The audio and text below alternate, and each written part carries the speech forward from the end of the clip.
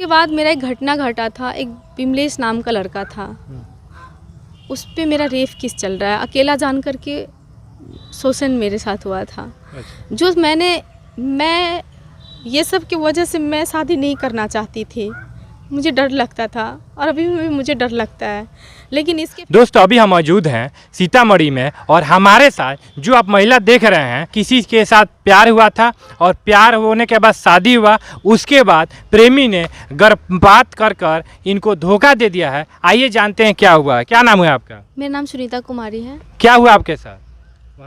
मेरे साथ मैं बालाजी हुंडई सेल्स में काम करती हूँ, 5 साल से कर रही हूँ। वहाँ पे 6 फरवरी 2022 को अवनीश नाम के जो मेरा हस्बैंड है, अवनीश आया था वहाँ पे गाड़ी खरीदने अपने दोस्तों के साथ। वहाँ पे आया तो विजिटिंग कार्ड से नंबर वंबर लेता है, सारे को देना पड़ता है, वो लिया। उसके बाद मेरे से कांटेक्ट किया, रात को कॉल करने लगा। मैं रात को फ़ोन भी बंद करके रख देती थी क्योंकि परेशान कर रहा है। 2-3 दिन ये मुझे लगातार फ़ोन करने लगा। फिर ऑफिस में आकर के मुझे डायरेक्ट बोल रहा था कि मुझे शादी करना है। अच्छा। मैं बोली मैं शादी नहीं कर सकती। तो बोला क्यों?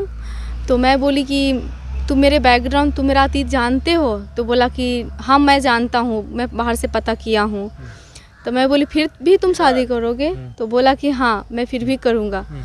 तो मैं बोली मैं अपने मुँह से बताती हूँ तुम्हें, मैंने अपने अतीत जो भी मेरे साथ अतीत में जो घटी हुई घटना है, बहुत दुर्घटना हुआ, 2 घटना घटी हुई थी, मैंने ये सब कुछ इनको बताया। फिर भी ये बोला कि मुझे आपके बैकग्राउंड से कोई लेना देना नहीं है। बोला मुझे आपके बैकग्राउंड से कोई लेना देना नहीं है। फिर मैं बोली ठीक है, नहीं लेना देना है तो अपने माता पिता को बुला के ले आओ, तब मैं कुछ सोचूंगी।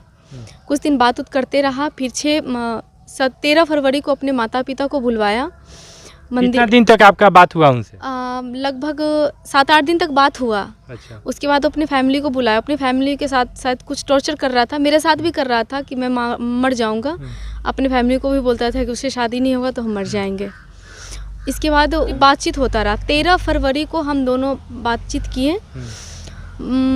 उसकी फैमिली के फिर उसके फैमिली को भी हम अपना बैकग्राउंड बताया कि मेरा ऐसा बैकग्राउंड, ऐसी अतीत है, ऐसी घटनाएं हैं जिसके कारण हम शादी नहीं करना चाहते हैं अब। तो वो लोग भी बोले कि हर इंसान एक जैसा नहीं होता है, हम लोग वैसे नहीं हैं। फिर शादी का डेट फिक्स हुआ। तब तक अवनीश हमसे बातचीत कर रहा था, मिल भी रहा था, ऐसा नहीं, मिलता भी था, बात भी करता था, ऑफिस में भी आता था मिलने। इसके बाद उसकी फैमिली एक शादी का डेट फिक्स किया। तो मेरा शादी 22 मार्च को करा दी गई मंदिर में। शादी करने के बाद अपने घर लेके गया। कुछ दिन बहुत अच्छा से रखा हमें, वहाँ से ऑफिस भी लेके आया, मामा के घर पे भी रखता था। कुछ दिन के बाद मैं प्रेग्नेंट हो गई। तो शायद बाहर से उन लोगों को कुछ पता चला था कि इसके नाम से कुछ प्रॉपर्टीज़ वगैरह है। अच्छा। वो लोग प्रॉपर्टी के लिए मेरे पर दबाव बनाने लगा, मारपीट करने लगा कि अगर प्रॉपर्टी बेच के नहीं लाओगी तो हम तुम्हारा शादी भी तोड़ देंगे, तुमको इस घर से भी भगा देंगे। हम बोले कि ऐसा नहीं हो सकता, आप लोग को पहले बोलना चाहिए था कि इस तरह की प्रॉब्लम है तो मैं सोचती ना, ये सब पहले नहीं बताया। उसके बाद मैं कुछ दिन ऐसी झगड़े लड़ाई के बीच में बार अनुसूची जाति करके दुसाध चमार, तुम्हारा ये काम है, लैट्रिन साफ करो, बाथरूम साफ करो, ये सब कहता था। फिर भी मैं एक बहू थी, ये तो मेरा धर्म है, बनता है करने का, लेकिन फिर भी मुझे बहुत टॉर्चर किया जाता था। उसके बाद मैं इसी बीच में टॉर्चर करते करते मैं एक प्रेग्नेंट हो गई।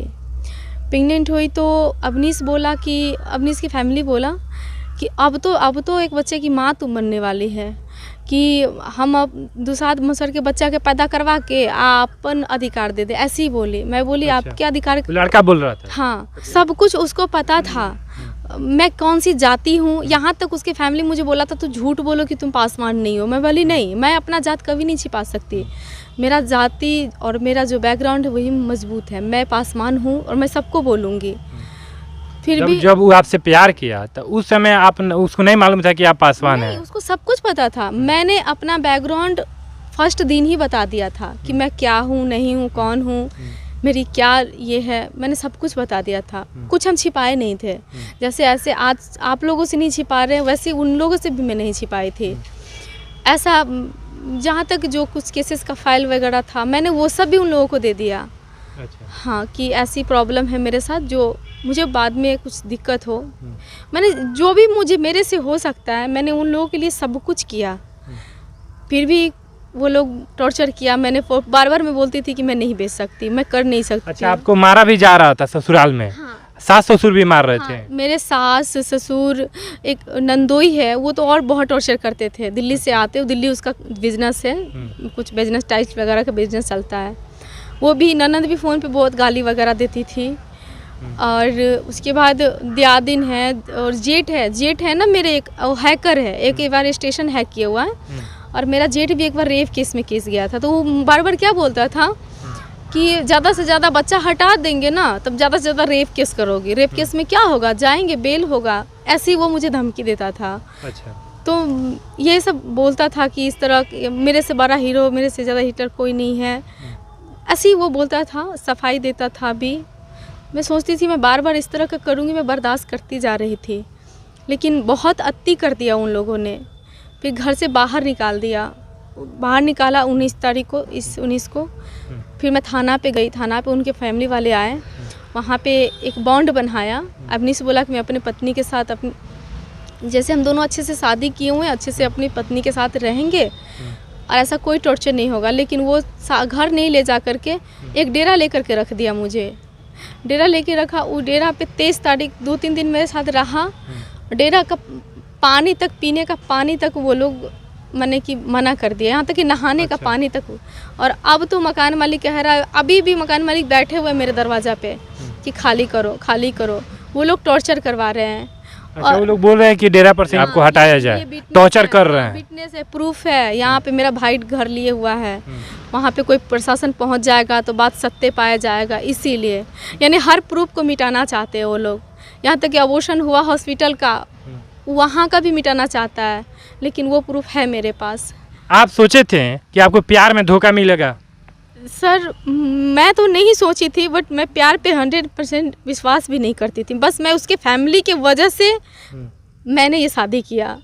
मैं लड़के को देख करके नहीं किया, उसके फैमिली के जो लोग, उनकी माँ। आप फैमिली पर कैसे विश्वास कर ली? क्योंकि उनकी माँ बोलती थी ना कि हर लोग ऐसा नहीं होता, तुम्हारे साथ बार बार वही बात दोहरा रही थी कि जो भी हुआ है उसको भूल जाओ, अब से अब मेरे बेटे के साथ नई ज़िंदगी से शुरुआत करो।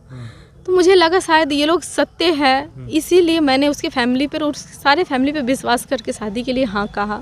आज उसका फैमिली कह रहा है कि हम जानते ही नहीं है, क्योंकि उन लोगों ने जितने भी डॉक्यूमेंट था वो सब वो लोग अपने कब्जे में कर रखे हैं। यहाँ तक कि मेरा फ़ोन ऐसा फोड़ के गया हुआ है जो वो बनने लायक नहीं है। कौन फोड़ा है आपका फ़ोन? मेरा हस्बैंड फोड़ दिया। अच्छा, ये क्या करते हैं? वो कुछ करता नहीं था। अच्छा, वो बस, वो कुछ भी नहीं करता, कोई काम ही नहीं करता है। उसके पापा पेशे से सरपंच है, अभी वर्तमान में है, और एक छोटा मोटा डॉक्टर होते हैं वो है, और उसके भाई का बिजनेस है, उनका नहीं है, वो कुछ नहीं करता है। देख सकते हैं यहाँ पर दोस्तों, सरपंच की बहू है और इनके साथ दुर्व्यवहार किया जा रहा है और इनको मारा जा रहा है। अभी घर से इनको निकाल दिया जा रहा है। और आपको बता दें, सबसे पहले इनको प्यार हुआ, उसके बाद इन्होंने शादी किया, और शादी करने के बाद जो लड़का है वो कह रहा है अब नहीं रखेंगे, और इनका गर्भपात करवा दिया गया है और इनको टॉर्चर किया जा रहा है, मारा जा रहा है। देख सकते हैं आप लोग। उसके बाद क्या हुआ? उसके बाद मैंने FIR दर्ज करवाया। मैंने उन लोग, मैं गांव में पंचायत भी बैठा था, 3 बार बैठा। पंचायत के लोग बोला कि अपनी बहू को रखो घर में, तुम्हारा बेटा गलती, तुम्हारा बेटा कहीं से भी आएगा ही, बहू को घर में रखो, इस तरह से काहे भटकेगी, यहाँ तक उसका नौकरी वोकरी भी तुम लोग छुड़वा दिए हो, कहाँ जाएगी। तो मेरे ससुर पंचायत का कोई बात नहीं माना, बोला कि उसको जहाँ जाना होगा, उसको लड़ना होगा, लड़ेगी, हम नहीं रखेंगे उसको, ऐसे बोले। और तो पंचायत के लोग मुझे बोले, बार बार पंचमी से उठ के चले जा रहे थे, तो पंचायत के लोग बोले कि आप जाइए, FIR दर्ज कीजिए, आपका पूरा अधिकार है, आप आके यहाँ रहिए, कुछ प्रशासन, कुछ सहयोगी के साथ आइए और यहाँ रहिए, आप ऐसे कैसे भटकिएगा। लेकिन वो मेरे सास ससुर है ना, दोनों घर में ताला मार के गायब हो चुके हैं। अच्छा, ये फरार हो गए हैं? हाँ, फरार हो गया हुआ है सब दोनों में। और आपके पति कहाँ है? वो भी फरार है। वो भी फरार है? जी हाँ, मेरे सास ससुर और मेरी जेठानी, भसुर और हस्बैंड सब के सब फरार है, घर में कोई नहीं है। 2-3 दिन पहले वो लोग था, घर अंदर से लॉक करके रह रहा था, लेकिन अभी नहीं है वो लोग, कोई नहीं है घर पे। इन लोगों का क्या मांग है आपसे? मेरे से इन लोगों का मांग है 50 लाख रुपया, जो मैं नहीं दे सकती, मैं कहाँ से दूंगी। जब शादी किया था तो उसको सोचना चाहिए था ना, मैं नहीं कर सकती ये सब।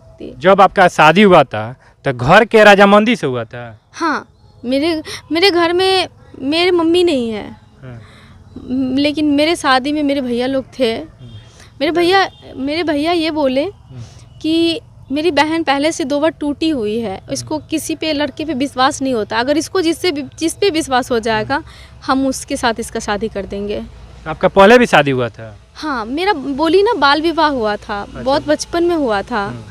तो उसमें भी वो जो मेरा जो हस्बैंड था वो 32 साल का था। अच्छा। कुछ ऐसा ये प्रॉब्लम्स हुआ था जो हम दोनों अलग हो गए थे।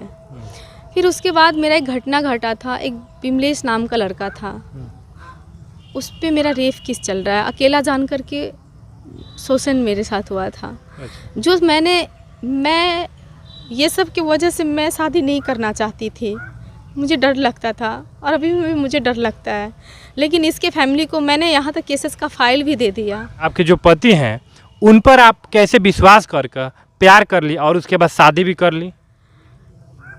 मुझे नहीं पता, इस तरह से मुझे झांसा में रखा कि छोड़ो ना, दुनिया सब एक जैसा नहीं होता है, तुम्हारे साथ क्या घटना घटा, तुमने किसी के साथ गलत नहीं किया है, सिर्फ तुम्हारे साथ लोगों ने गलत किया है और हम तुम्हारे साथ है, मेरा पूरा फैमिली तुम्हारे साथ है। यहाँ तक उनके भाई आलोक है, वो बोला था कि तुम्हारे बैकग्राउंड से कोई लेना देना नहीं। यहाँ तक मुझे ना वो लोग बच्चे मारने के लिए जहर भी पिला दिया था तभी आपको? तो हाँ, मुझे ज़्यादा पिलाया था। और वो जब मैं ज़्यादा पी के मेरा आँख टाइट हो रहा था तो अपने भाई को ओट पे थोड़ा सा जहर सटा दिया कि पी लो, नहीं तो ये मरेगी तो तू भी फंस जाएगा, सब फंस जाएगा, तू पिया रहेगा ना तो कहेगा दोनों पिए हुआ है। 4 हॉस्पिटल सीतामढ़ी का हम दोनों को हमें रेफ़र कर दिया था। अच्छा। क्योंकि जहाँ पे भी जाते थे तो वहाँ पे ये लोग क्या बोलते थे कि बच्चे अबॉर्शन करना है, तो डॉक्टर रिस्क नहीं लेता था। एक तो लड़की मर रही है, इसके बच्चे को हम कैसे अबॉर्शन कर सकते हैं। एक जगह ले जा करके ये मेरा गर्भपात भी करा दिया, मैं ठीक हो गई। तो गर्भपात कब कराया था सर? जब मैं जहर खाई थी, जब मुझे जहर खिलाया गया था, जहर मुझे वो अपने मामा के घर पे खिलाया था। उसकी माँ बोली कि जब आपको जहर खिलाया लो तो उस समय आप FIR नहीं किए, प्रशासन के पास नहीं गई? मुझे इतनी कब्जा में वो लोग रखा था, यहाँ तक मुझे फ़ोन तक नहीं दे रहा था। मेरी फ्रेंड लोग भी आई थी जो इन्फॉर्मेशन दिए थे हम लोग की जहर, हम बोले कि देखो मुझे जहर पिला दिया, वो लोग बच्चे मार देगा वो लोग। मेरी फ्रेंड आई, वहाँ पे हंगामा की तो मेरे फ्रेंड को वो लोग मार के भगा दिया। क्या बोला कि हम तुमको फंसा देंगे, ऐसे बोला। तो वहाँ से सब भाग गया और मैं बेहोश थी, मुझे कुछ पता नहीं था कहाँ कहाँ ले जाके, लेकिन मुझे इतना पता है 3-4 हॉस्पिटल में मुझे ये लोग लेके गया था। यहाँ पे बहुत सारे लोग कह रहे हैं कि आप कहीं झूठ तो नहीं बोल रही हैं? अगर मैं झूठ बोल रही हूँ तो इसकी जाँच की जाए। मेरे साथ जहाँ मैं बोलती हूँ वहाँ मेरे साथ पुलिस चले, मैं जांच करवाऊँगी, खुद जांच करवाऊँगी मैं, कि अगर मैं असत्य पाए जाऊँगी तो मुझे जो का सज़ा देगा मुझे मंजूर है, लेकिन मेरे साथ बस जो हुआ है मुझे इसमें जांच चाहिए या इंसाफ चाहिए। तो अभी आप कहाँ रह रही हैं? मेरा कोई ठिकाना नहीं है कि मैं कहाँ रहूँगी। मैं कहीं भी रह जाती हूँ, क्योंकि ऊपर से वो लोग टॉर्चर कर रहे हैं अकेला समझ करके कि मैं इसको मार दूँ। मारने के लिए लोग बहुत प्लानिंग किए, वो रिकॉर्डिंग भी मेरे पास है जो मैं सुना सकती हूँ सबको। वो लोग मारने के लिए चाहते कि अकेली है, इसको हर क्षण हर जगह पे मुझे वो लोग टॉर्चर करवा रहे हैं। देख सकते हैं दोस्तों, गरीब महिला है और इनको दबाया जा रहा है और शोषण इनके साथ किया जा रहा है। ये बताइए, जो प्यार करते हैं उनको आप क्या कहना चाहेंगे? जो प्यार करते हैं मैं उससे बस एक ही विनती करती हूँ कि जिस हाल मेरा हुआ है वैसा ना करे, जो माता पिता कहे वही करे, कभी किसी से प्यार ना करे और जितना हो सके वीडियो को शेयर करे कि महिला को न्याय मिल जाए। उम्मीद करते हैं दोस्तों वीडियो पसंद आया होगा तो लाइक कीजिए, कमेंट कीजिए, शेयर कीजिए, चैनल को सब्सक्राइब करना ना भूलें। Thanks for watching this video. Bharat माता की जय, वंदे मातरम।